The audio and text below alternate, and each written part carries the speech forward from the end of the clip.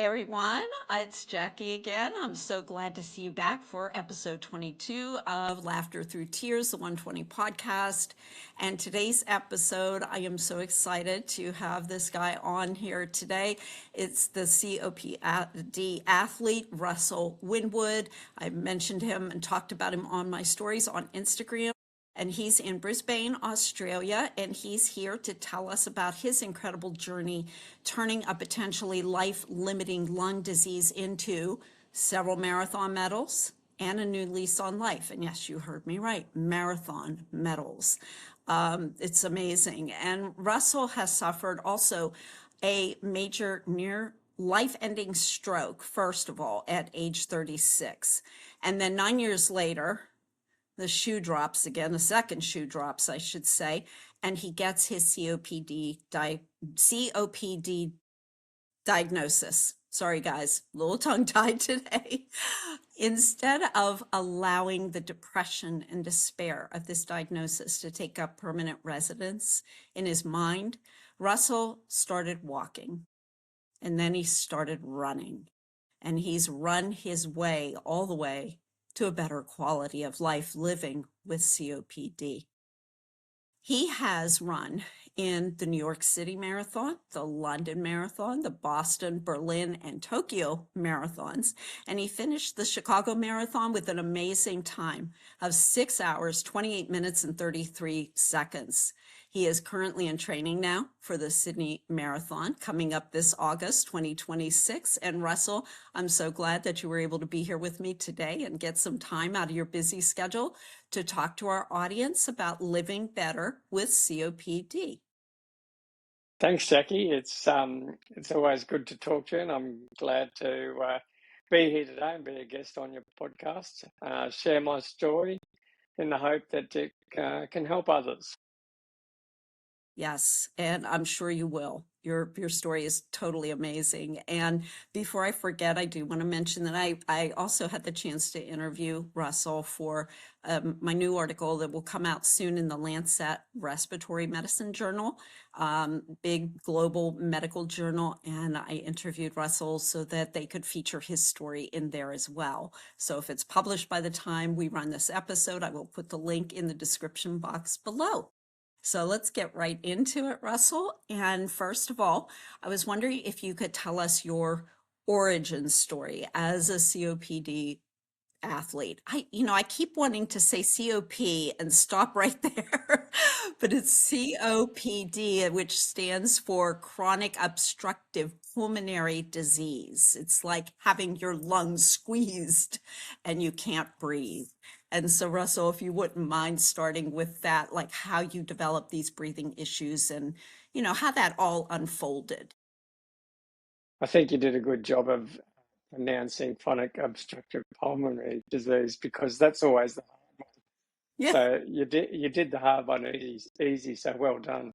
thank you. I guess my story really started back when I was a child.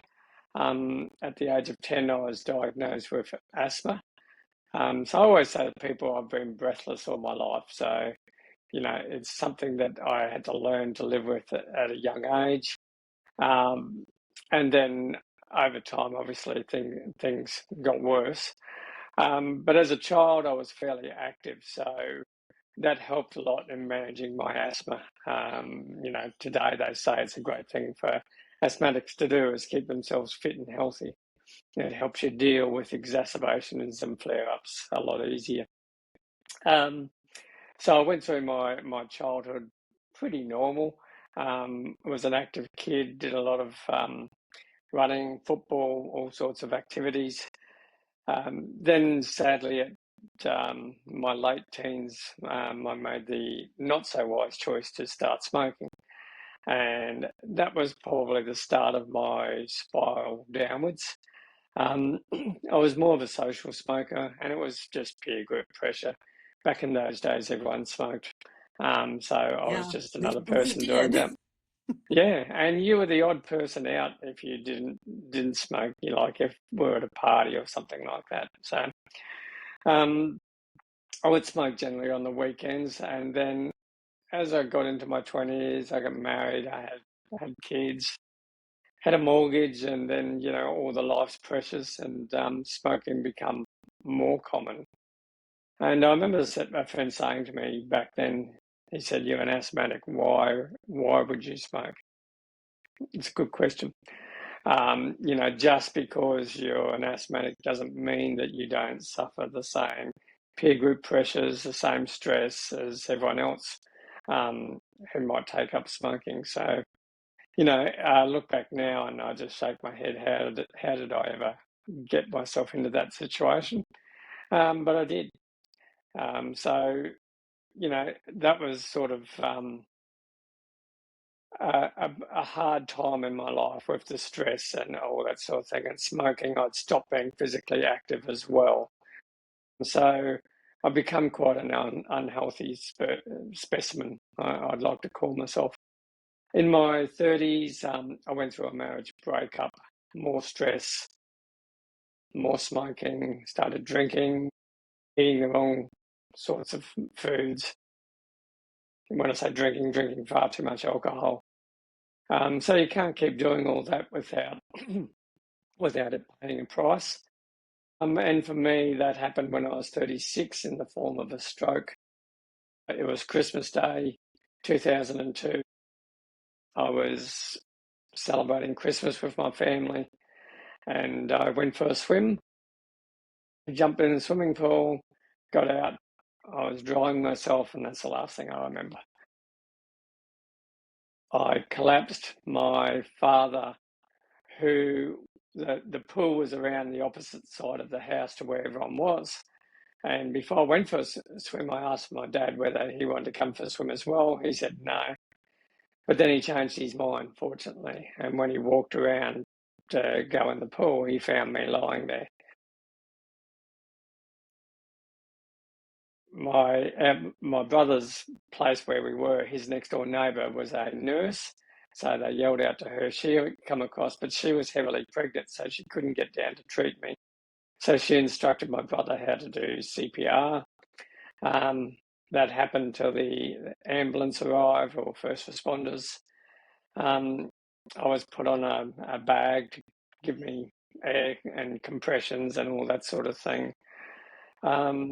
Rushed to hospital. When I started to come around, I had no ability to talk. I could hear what people were saying. I couldn't move. And so my stroke was very serious. I guess for me, the highlight of how serious it was a week later when I was in hospital, and these two paramedics come in to my bedroom, and they walked up to the bed, and I said, "Can I help you?" And they said, "Yeah, we just had to come and see it for ourselves. We were the first responders when you had your stroke." I said, "What do you mean? Do you visit all the people you bring to hospital?" And they laughed and said, "No, just the ones that we didn't think would live, and you're one of them." So that sort of woke me up to how serious my situation was. I was one of the lucky ones when it comes to strokes. I've had no long-term severe side effects. Balance was the only sort of long-term thing that has hindered me. I used to surf, and funny enough, I've just started getting back into that into on a paddleboard. So balance was an issue. Had to see an occupational therapist to try and rectify that, and they did pretty much. I don't notice the balance issues and haven't done for years now. So yeah, it was a very traumatic time in my life, and I guess when I got home, I had to start thinking about how I was going to change my life because I was only 36. I had young kids. I didn't want to go through this again, and I certainly didn't want to leave this earth. Yet I had plenty of life left to live. So I started getting into a more healthier way of living, and I guess it was my son who was encouraging me at first. He was a cyclist, and he'd just taken up the sport So he said to me, encouraged me to come for bike rides. And I remember one particular time early on when I was cycling, he said, "Dad, can you meet me and the group I train with, and we ride to a coffee shop on a Sunday, meet us there, we'll have a coffee and ride home." So I agreed to that, and I hadn't done much riding. Cut a long story short, that bike ride ended up being 75 kilometres, so roughly about, I don't know, 35, 40 mile. Oh And my it was gosh. absolute torture. It took me days to recover, and I always say that was my son getting revenge on me, for all those times he got in trouble when he was younger. But it What a really sort of, wonderful son. yeah, Seriously. Wow. and yeah, it sort of made me realize that I need to do things differently. So I continued cycling and become a very passionate cyclist. Um, and then another friend of mine who was doing triathlons at the time encouraged me that maybe I should start doing triathlons. I went down and watched his race um, one Sunday morning, and I remember when he finished his race, I said to him, "Haven't you got anything better to do on a Sunday morning?" Which is quite funny when you consider that if you fast forward, that became my life. Um, Yeah. Triathlon was a big part of my life, and it certainly helped me get back in shape. I gave up the cigarettes. I cut down my drinking. I had a healthy diet, and life was, getting good. I hadn't felt this good for so many years. I still had my asthma, still living with that, still getting breathless through that. But I was participating in life, as I say. So things were good. Up until about 2010, I was competing in triathlons and enjoying them. I wasn't fast, I was very slow. I remember coming last in one race and the crowd cheered me over the finishing line because I came last. But, I didn't care about that. I just wanted to participate. In 2010, yeah, my wife and I, Leanne, went down and watched this friend who got me into triathlons, watch him do an Ironman event. And when we saw him cross the finishing line, I thought, I need to do that. And my wife and I agreed that maybe this is something we could do together. So I got back home. I entered the race for the following year, um, and started training. Ironman training is very extreme. It's lots of hours, lots of distances. And what I was finding is that every time I would start ramping up the distances I was doing, I would get sick. I'd get a lung infection. I'd have to go on antibiotics. So I'd stop training, have to recover. And then once I was well again, I could get back and start training again. And this just kept being a continual cycle throughout 2010 and then into 2011. By the start of 2011, I knew I wasn't going to be doing it. I was just that sick all the time. My breathlessness had become something else. It wasn't asthma anymore. Um, and eventually I thought I need to go and see a doctor and see what's going on. Um, and I guess this goes into my diagnosis of COPD. So I went to my general practitioner.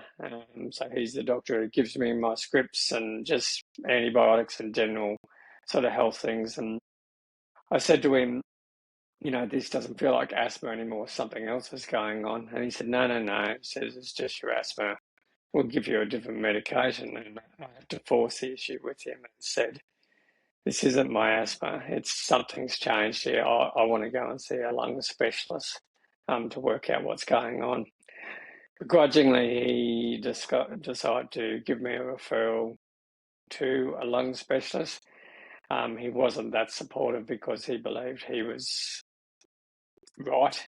It was just my asthma. But me as a patient, I knew that something was different. So by the time I got into my appointment with my respiratory doctor, it was late in 2011. Um, he did what we call spirometry, which is a form of lung testing, so to test your lung capacity. Um, Is I that with carried the out clip on your nose? yeah, clip on your And nose, and then you you gotta have a blow into the tube. tube and you blow in it. Yeah, And yeah, if anyone's ever had it done, you see stars and you just about pass out when you do it. yeah. Yeah, that's the one. I'm like on the Um, floor when I do it. yeah, yeah, there's nothing fun about it, that's for sure. So he carried out the spirometry and it showed that I had 22% lung function, um, which I'm no medical expert, but I assumed that that wasn't good.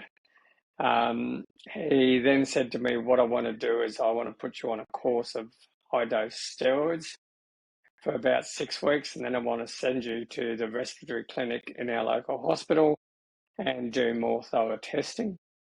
So I took the high dose steroids for 6 weeks, went back to the hospital, did the spirometry, and my lung capacity improved from 22% to 24%. So it hadn't really improved Yeah. at all. Went back to the doctors with the results, and he said, you have COPD, and you'll probably need a double lung transplant within the next 5 years. So there's a lot to take in. I'd never heard of COPD. So I had to go home and use Dr. Google to find out what that was. And that would probably be the worst thing you can do as a patient who's been newly diagnosed is back then ask Dr. Google what the life expectancy was with someone with COPD. So back then they used to call it end stage. So I had end stage COPD, which, brings up all sorts of thoughts in your mind to what that looks like. So, that's been my COPD journey up until diagnosis. Well, first of all, thank you for outlining that and telling that story so well.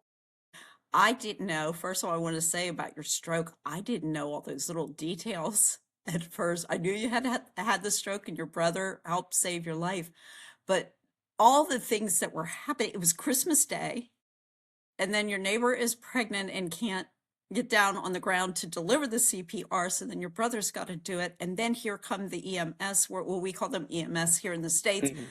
come to see you because they're like, that dude was gonna die, man. And then there they are standing there. That's an incredible story So, in and of so itself. what they said to me is that I was down and out for about 30 minutes. So they said, you shouldn't be here. And like the doctor who was treating me in hospital said the same thing. I was in a ward with three other people, and the other three people were sort of between my age and a bit older. And all three of them were pretty much non-responsive. And he said, that should be you. We don't know why you're still here. So someone was smiling on me that day. Yeah, yeah, you had a little Mm, guardian angel somewhere or something, because man, absolutely. that was an incredible story. And then the fact that you go, hey, I just had a stroke. I think I'm going to exercise now, which is like the antithesis of what some people feel or were led to believe when you suffer a major, nearly life ending event like that. It's sort of like, oh, you should rest and you should take it easy. And I know through my journey with chronic illness all my life that my husband, he no longer does it, but in the beginning, it was always, you should rest more, you should take it easy, you're doing too much.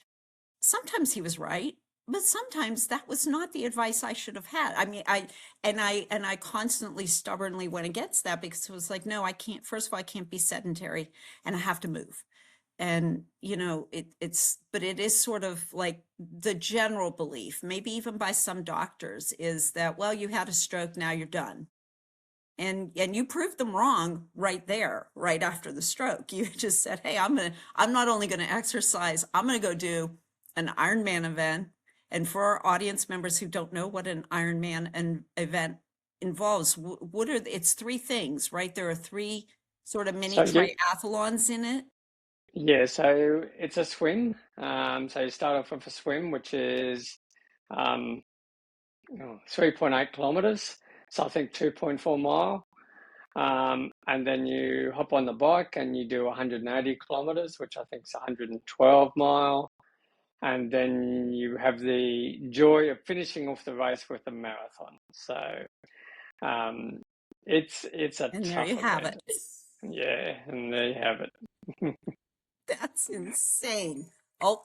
Oh, hold on. Sorry to my Someone audience wants you. there.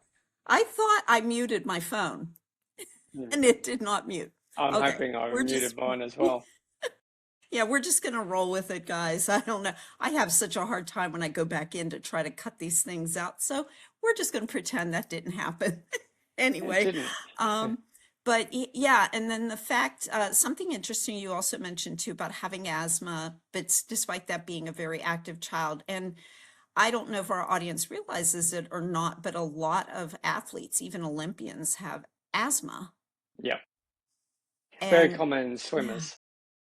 Yeah, because swimming, when I was young, they encouraged me to do swimming because swimming was good for my asthma. So yeah, I know in Australia we've had a number of Olympians over the years who have won gold medals at Olympics who are asthmatic. So yeah, exactly. Yeah. So it's not exactly something that should stop you. And the other thing that you brought up was with the COPD diagnosis. You pushed for that diagnosis. You pushed to see the specialist because you knew something was wrong. And I can't stress that enough to our audience here, many of whom have chronic conditions or are still trying to get diagnosed, that you do know, we know our bodies, and you can't be afraid to speak up and, politely and respectfully, of course, but you can disagree with your doctor and say, I don't think that's what's happening. I should see this specialist. Like you can do that, right?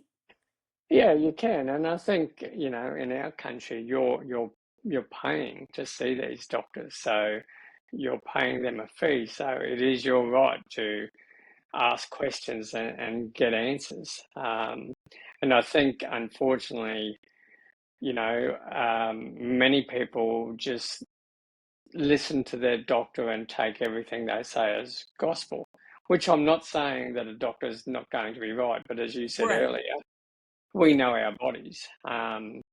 And I've been an advocate for a number of years about, a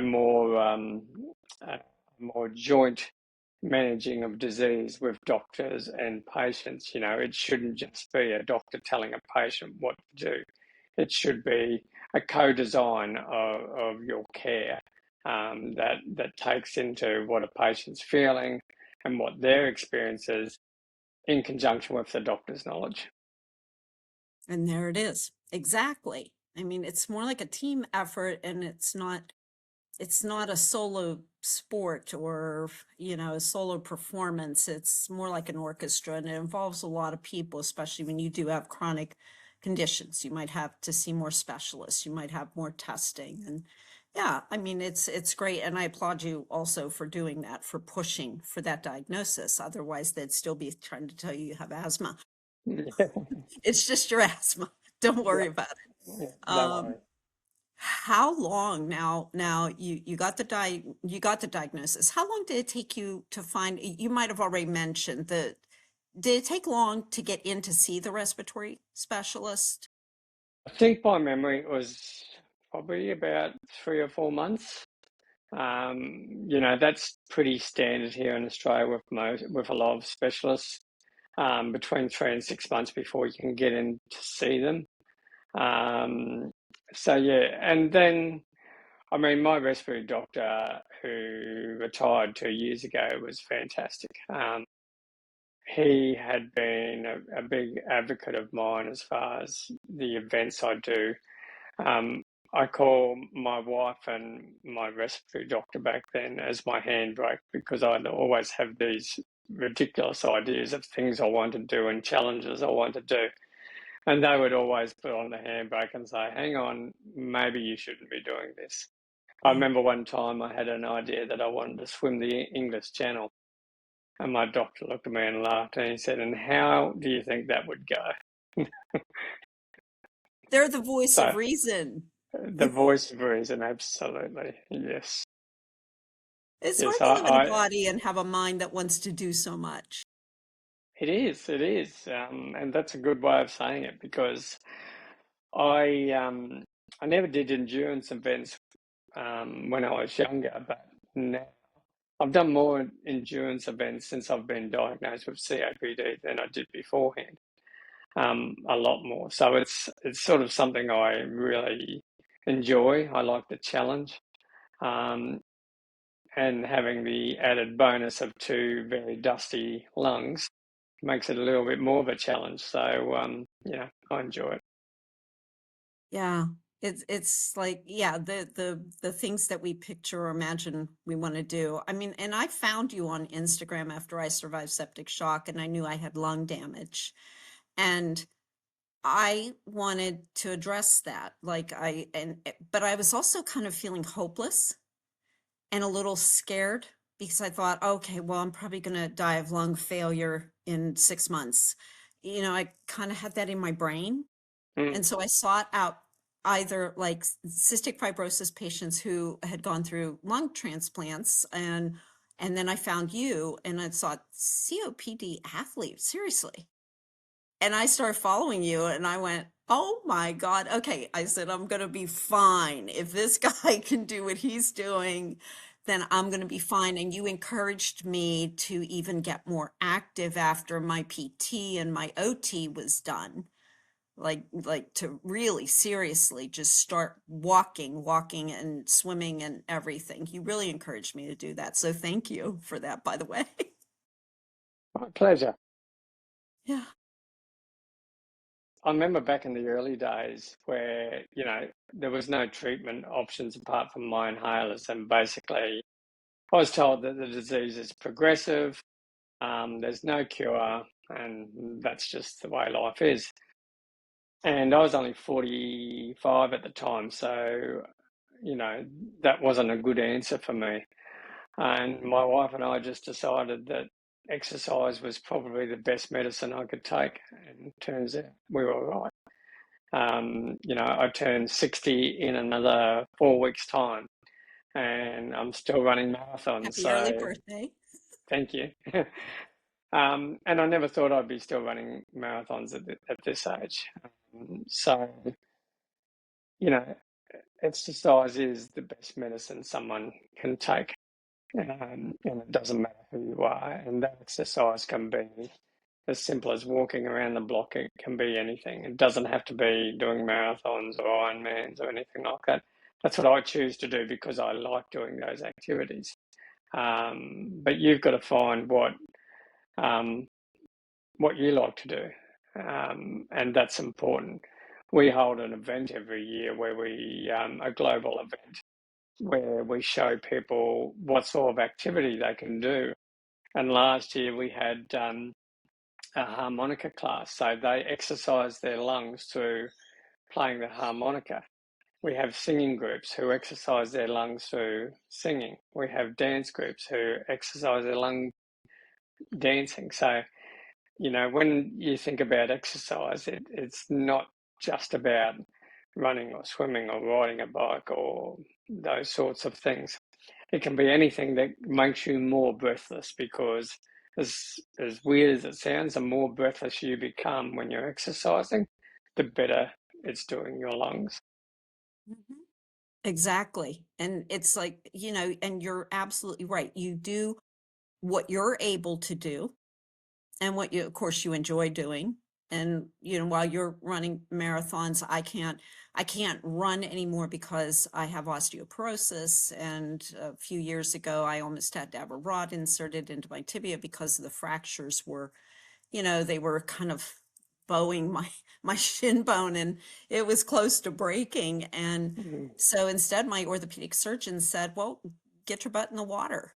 And he said, you like to swim and you like water exercise? And I said, sure. And he said, then get in the water. And that's what I do. And I take it to the extreme. I take 3 or 4 classes some mornings, but the water makes me feel really good. And I think that's important what you're stressing about finding things you can do and that are enjoyable and things that you can do like really well. I think the thing is also the importance of finding something you like to do is you're going to go back to it. If you're doing something that you don't like doing, you're going to get sick of that real quick. Yeah. I say to other patients, find that thing that you like to do that's going to exercise your lung. Doesn't matter what it is, but find what that is. And some activity is better than no activity. Absolutely. Yeah. Absolutely. When I first started exercising after being diagnosed with COPD, it was walking around the block every day. So you have to start somewhere, and that's where I started. And getting started is the real battle. It's It is. taking that first step. Yeah. It's, I talk to different patient groups and I get asked for tips. And the most important advice I could say to anyone is be consistent.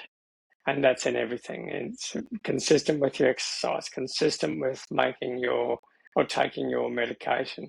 Being consistent in everything you do will give you a better quality of life. There's no doctor who's going to tell you that's not true. But that's also the hard part. You've got to form those habits of consistency.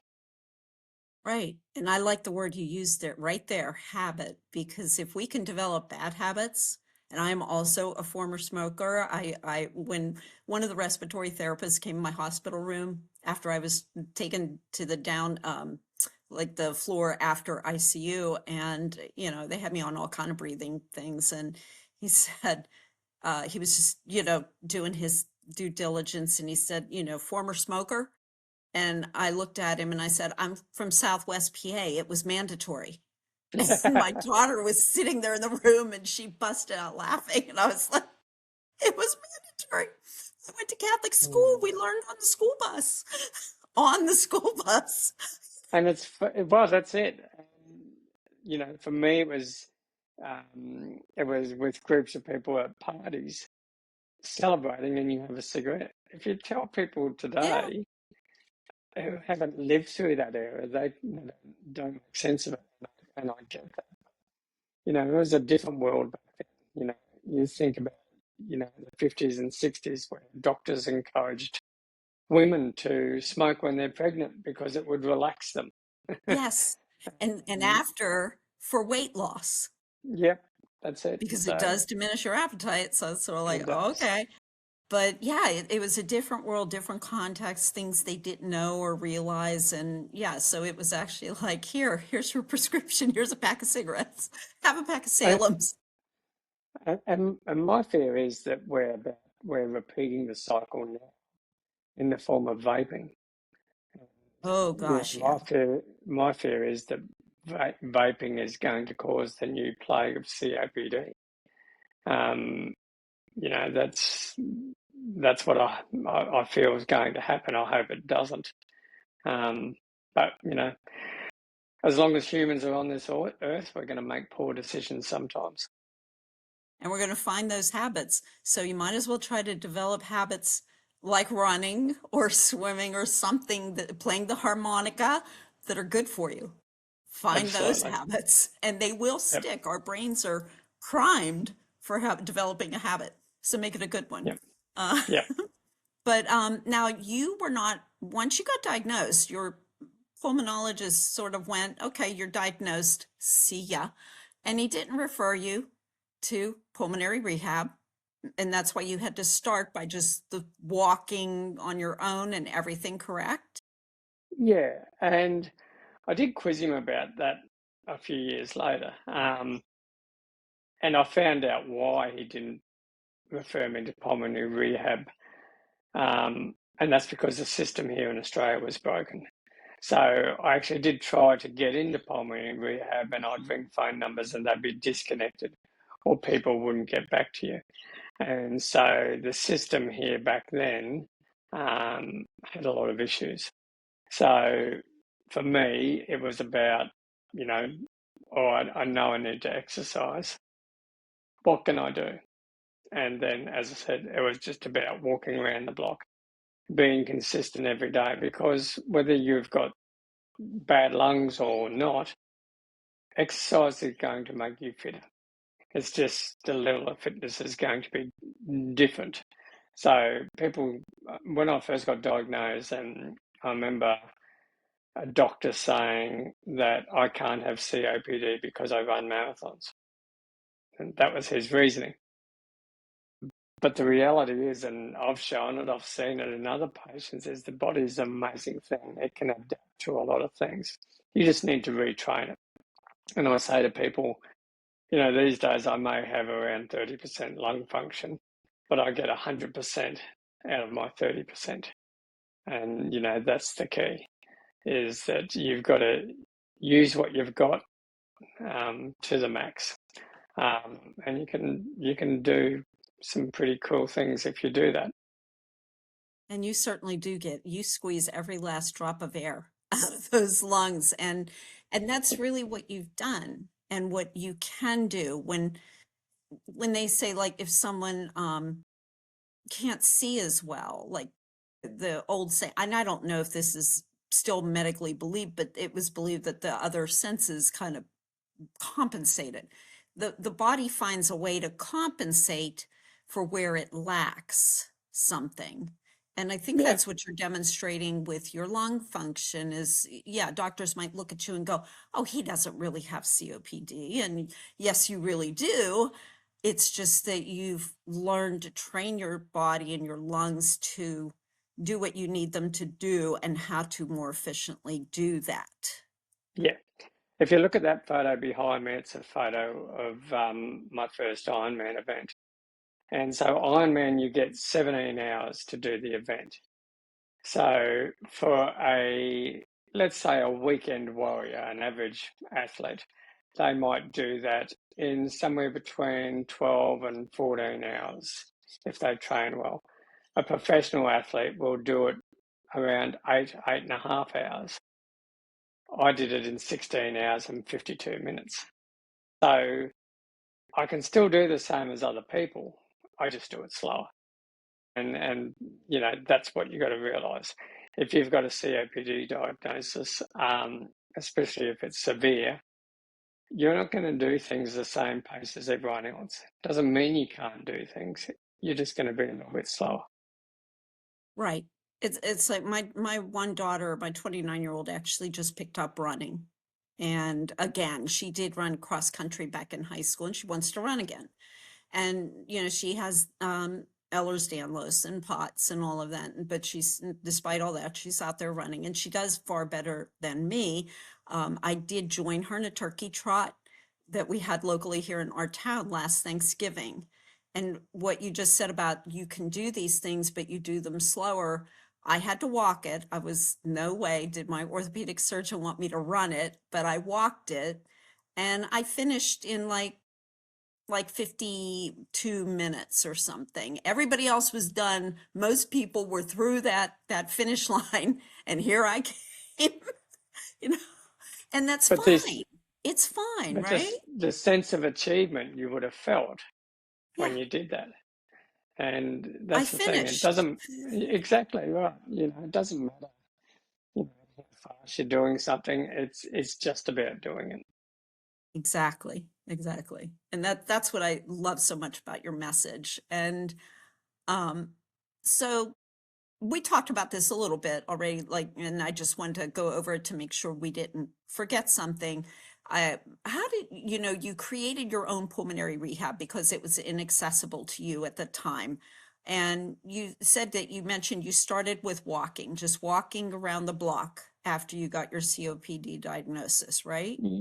Yeah, it was walking around the block every day, and then after probably 3 or 4 weeks, I felt it was doing me good, and then I decided that I wanted to hop back on the bike again, and I did the same thing, just rode the bike around the block.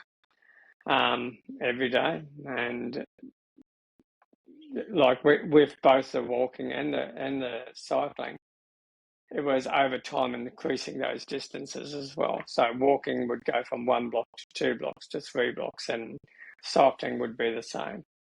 And I was getting fitter and I was feeling better. I was able to deal with my breathlessness a lot better. And I could do more things. I was doing them slowly, but I was doing more things. I remember once I had sort of got back to walking and riding a bike, I had this vision that I was going to do triathlon again. So I needed to hop in the pool and try swimming. The first time I did that, I hopped in the pool, tried to swim, and I pretty much sunk because the using your arms to swim and kicking your legs made me so breathless. I just couldn't do it. But I was keen to try and find a way. So did a little bit of research and discovered a thing called a pool buoy. And a pool buoy is a flotation device you put between your legs when you're swimming. So it means you don't have to kick. So I started swimming that way. So all I was doing was moving my arms, focusing on my breathing, and increasing the distances like I did with my walking and my cycling. And so that's how it all evolved. It was just being consistent and doing those things on a regular basis. I was getting fitter. I could do things. I was back at work. I was working full days. So life was And really your good. line of work is, because it's very Um, strenuous, right? it is. So I think you call me an exterminator over there. I'm a pest control operator. So we exterminate bugs and termites and all sorts of things. But it is a physical job. And you clean carpets too, right? Is it like carpet cleaning Not and so much me anymore. I have okay, staff that do that. But yeah, that's part of our business. yeah. And you would have to get up to like 30,000 steps a day some days at work? Yeah, so I help the rest of the staff and certain times a year with the carpet cleaning because we do work at schools, so it's a lot of volume of carpet. I think at Christmas time we cleaned over 500,000 square meters of carpets. That's, When you're doing that sort of volume, you're 30 to 40,000 steps a day. So that's which is good for mind-boggling. me. Yeah. And just like you do with the swimming and using the pool buoy to, keep your legs, from moving so that you can have more lung efficiency and lung, to swim. This sort of, I mean, this gives other patients hope too that no matter what, like you can modify things and it's okay to modify. Um, I think the thing is you've got to look at everything as there's always going to be an obstacle. So you can either let that obstacle get in the way and stop you from doing something, or you can find a way around it. Back in 2017, I got a bad lung infection. And after that, it meant that when I do marathons or exercise, I have to use oxygen as well. And so I have a backpack with oxygen machine, and now I run with oxygen. So I could have said, well, that's the end of my running days if that's what I've got to do. But I still want to run. So I had to find a way that I could still run, and that was using oxygen, supplementary oxygen in a backpack to allow me to run. So, you know, to me, I like to find solutions to a problem. That's, something I've always liked to do. And I think that's important when you're a patient. If you have something that you come up against, think about how you can get around that problem. Sometimes there's no solutions, but a lot of times there is. you can develop a workaround. And this leads right into, I mean, you developed the 4 pillars of living well with COPD and he's written about it too. So, all these links are going to be in the description box below. Tell us a little bit about those 4 pillars. It came about, basically, I was asked to write an article for the European Medical Journal about how I manage my disease. And when I thought about it, me managing my disease come down to 4 pillars, and that was knowledge. So learning about my disease, and I still learn today about my disease. Um, Medication, so taking your medication as prescribed consistently, don't miss your medication. Exercise, as we've talked about. Nutrition. So, if you're going to do this exercise, you need to fuel your body right. And especially with lung disease, there's some foods that will make you more breathless. So it's identifying what foods they are and eliminating them from your diet. So I wrote about this in the European Medical Journal about how I manage my disease. And to this day, nothing's changed. That's how I manage my disease. We can always learn more about our disease, and by learning about it, it gives you the tools to manage your disease. And I think it's so important for patients to learn as much as they can from their doctor, from other patients, through reading. However, gain that knowledge how to manage your disease is the number one thing you can do to improve your quality of life. Right. Right, exactly. And I like that. Like you have to be an expert on your Yeah, condition absolutely. so that you can help My your doctor work COPD, well with it, you know? yeah, my COPD is my COPD. It's not anyone else's. So Right. I'm an expert. I'm an expert in my disease. I'm not an expert in anyone else's. It's just me. I know what works for me. When people ask me for tips or whatever, my tips apply to me. So if you're going to try something that I'm doing, talk to your doctor first.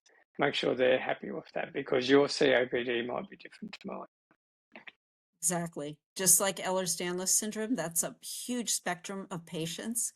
Everybody is affected differently, and by POTS and Crohn's, and I mean, everything, even sepsis survivors. It's different. It's different we have similarities, but it's different for everybody. And I think that when you say become an expert, know your disease, know your own condition, it helps the doctors too, because I think one of the smartest doctors I ever had and still have, he's still part of my team, said to me one day, he said, Jackie, we go through medical school. We have all this learning to do. We study the textbooks. We do all the memorization.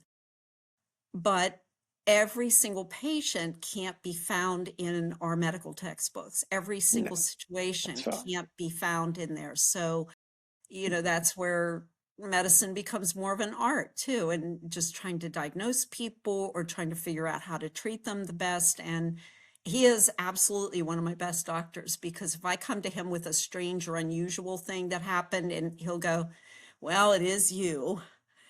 And then he'll help me figure it out. And because I know my body pretty well, and I know when something's different.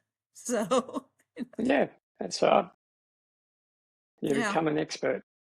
Exactly. So everybody out there, study up on your disease, and so you know it very, very well. Um, you're right now, and yeah, we're gonna wrap up here soon, because I know you got to go to work, so we want to get you on that train on time. Um, right now, you're in training for Sydney, and you also have the COPD athlete Facebook page. So you can find audience, you can find Russell on Instagram and Facebook. And there's a lot of activity on that Facebook page, right? Can you tell us like a little bit about like what you're doing right now to train for Sydney, and then what's going on with the COPD Foundation events, like the Baton Pass, and in Australia, that's Baton Pass, right? Do I have that right? That's it. That's it. Yes. That's it. And tell us a little bit about this stuff. Yeah.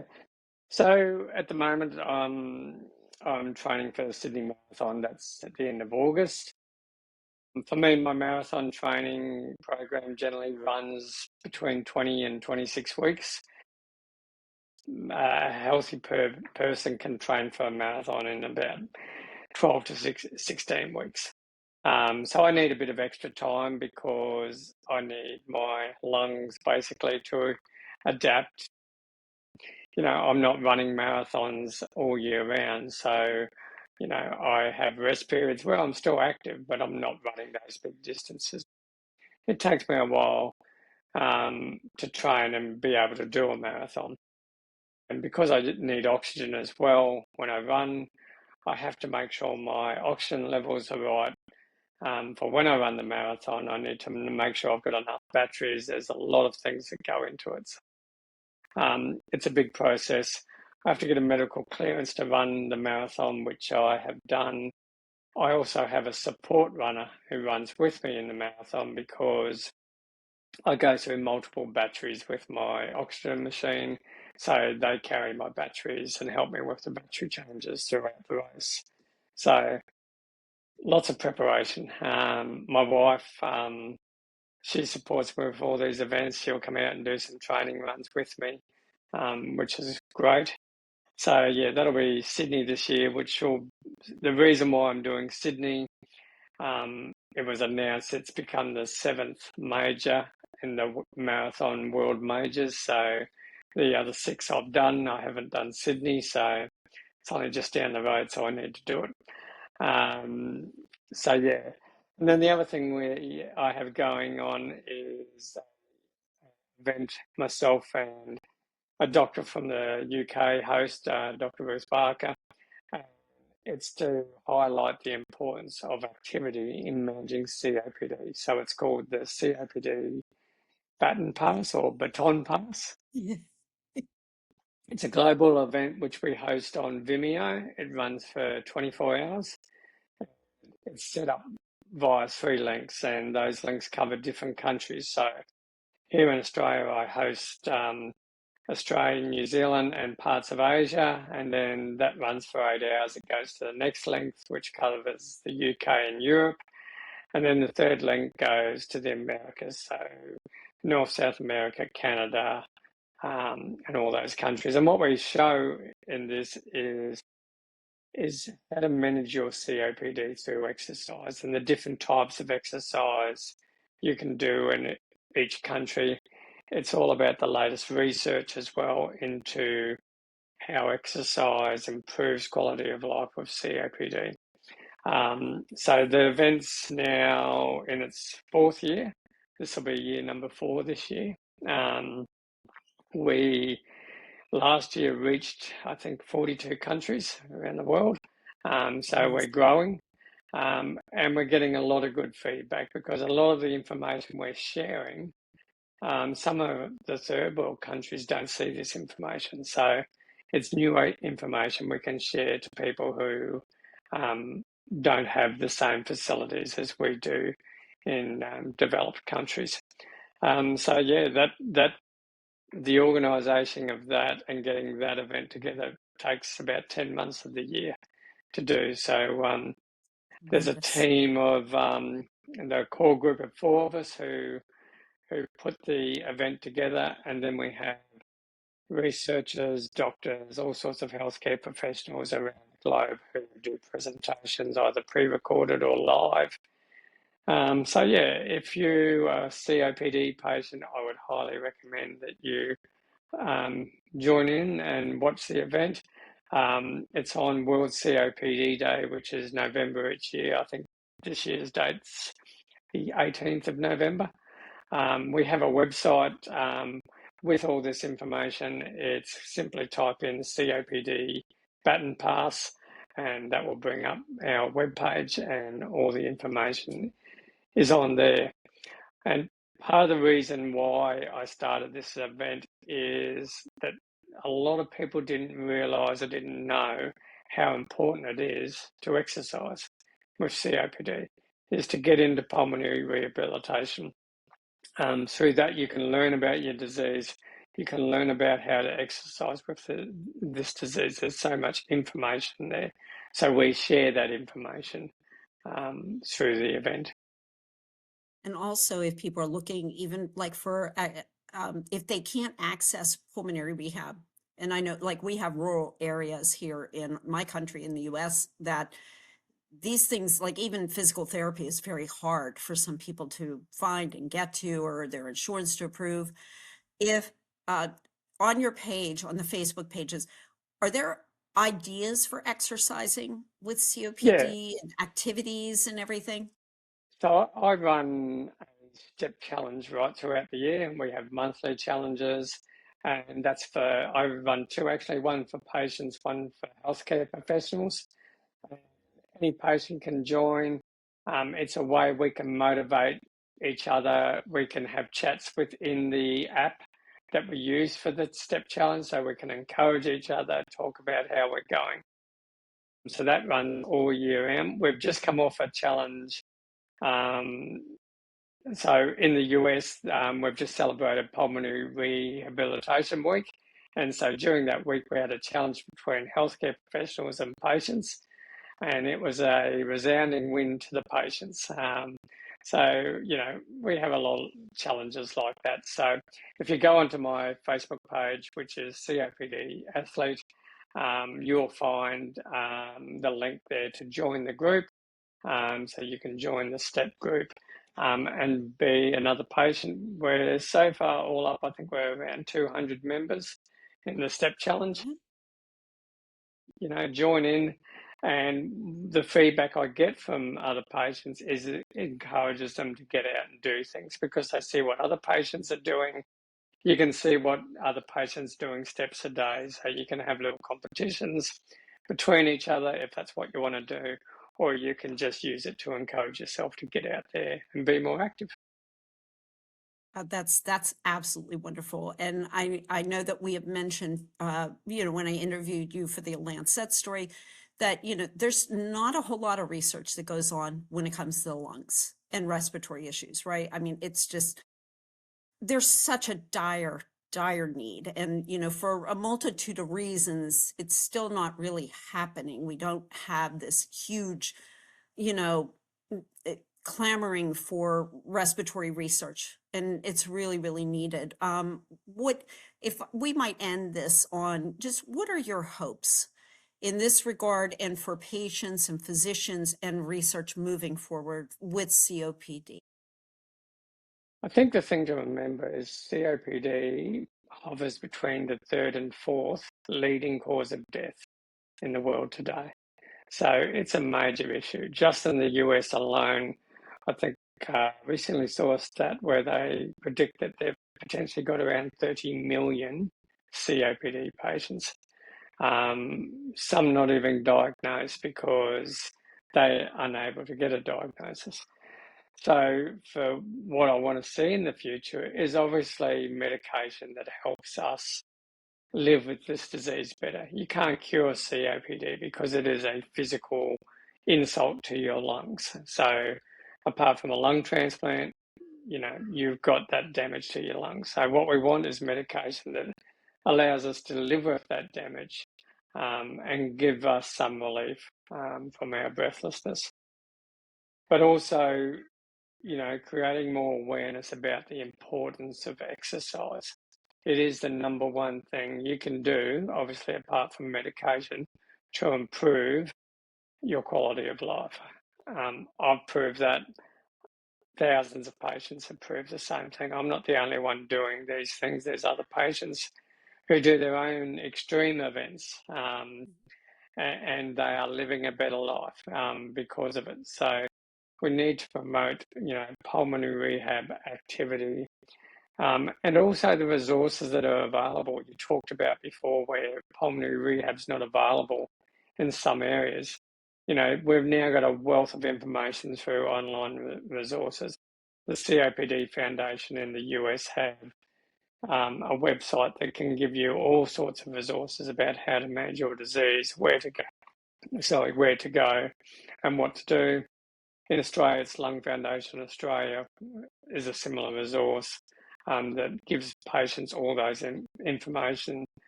In the UK, it's called Asthma and Lung UK.